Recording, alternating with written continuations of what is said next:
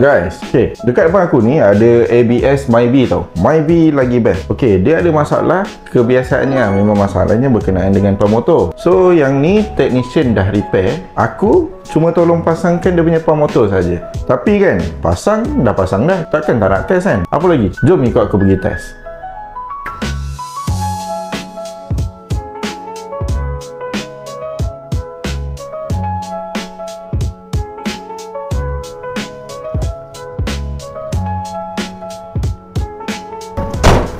Pasang pun dah siap pasang. So sekarang tunggu apa lagi? Jom kita pergi test.